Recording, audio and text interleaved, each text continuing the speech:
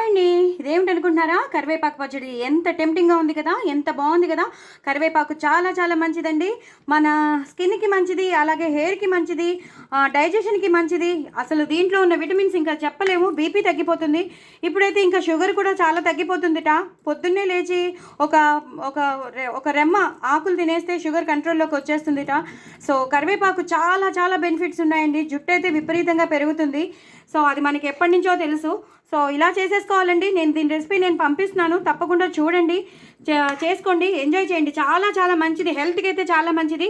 చక్కగా ఇది చేసి పెట్టేసుకున్నారనుకోండి, మనం పిల్లలకు కూడా ఇచ్చి పంపించేయచ్చు. ఎందుకంటే మనం ఇందులో పులుపు చింతపండు వేస్తాం, బెల్లం వేస్తాం కాబట్టి చాలా టేస్టీగా ఉంటుంది పచ్చడి. ఇంకా వేరే ఏది మనం చెయ్యక్కర్లేదు. హ్యాపీగా వేడివేడి అన్నంలో కలిపేసి ఇచ్చేస్తే హ్యాపీగా తినేస్తారు వాళ్ళు.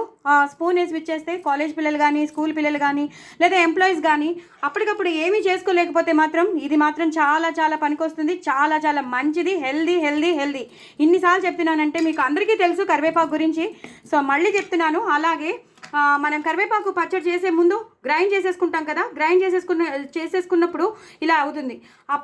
అప్పటికి మనము చింతపండు వేయము, బెల్లం కూడా వేయము. జస్ట్ ఇలా పొడిగానే ఉంటుందన్నమాట. ఈ పొడిని మాత్రం మీరు తప్పకుండా ఒక కొంచెం తీసుకుని దాచిపెట్టుకోవచ్చు. సో, ఇది మీకు మీరు కరివేపాకు పొడిగా యూజ్ చేసేసుకోవచ్చు. అన్నంలో కలుపుకోవచ్చు, లేదా కూరల్లో వేసుకోవచ్చు, లేదా కరివేపాకు రైస్ చేసుకోవచ్చు. మీ ఇష్టం. మంచి ఫ్లేవర్ రావడానికి ఏదైనా కూరల్లో వేసుకోవచ్చు, ఫ్లేవర్డ్ రైస్ చేసుకోవచ్చు, లేదా మొదటి ముద్దలో తినచ్చు. ఎలా అయినా మీరు చేసేసుకోవచ్చు. ఇది ఎప్పుడు వస్తుందంటే ఇలాగా మనం చింతపండును బెల్లం వేయక ముందు మీరు కొంచెం ఇలా తీసి పెట్టేసుకోండి. ఇంకా మిగతా చింతపండు బెల్లం అన్నీ వేసేసాక మాత్రం ఇలా అయిపోతుంది. చాలా చాలా టేస్టీగా ఉంటుంది. ఎంత బాగుంటుందంటే అంత బాగుంటుంది. వేడివేడి అన్నంలో తిని ఎక్కువ నెయ్యి వేసుకుని తిని పక్కన పచ్చిమిరపకాయ కానీ ఉల్లిపాయ కానీ నంచుకుంటే ఒక రేంజ్లో ఉంటుంది. చాలా చాలా టేస్టీగా ఉంటుందండి. అసలు అవి కూడా అవసరం లేదేమో, అంత టేస్టీగా ఉంటుంది. నా ఛానల్ మాత్రం సబ్స్క్రైబ్ చేసుకోండి, సపోర్ట్ చేయండి.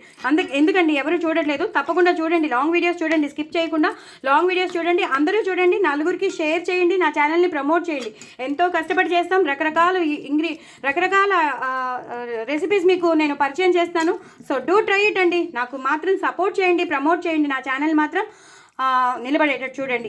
ఎంతైనా వ్యూస్ కావాలి కదండి. సో, వ్యూస్ కావాలంటే మొత్తం అందరికీ మీరు షేర్ చేయాల్సిందే. ఓకేనా? నా ఛానల్ మాత్రం సబ్స్క్రైబ్ చేసుకోవడం అస్సలు మర్చిపోద్దు. ఇది మాత్రం టేస్ట్ చేయండి, చేసుకోండి, ఎంజాయ్ చేయండి. పిల్లలకు కూడా పెట్టండి, మీరు కూడా తినండి. చాలా చాలా హెల్తీ కరివేపాకు పచ్చడి. బాయ్ అండి.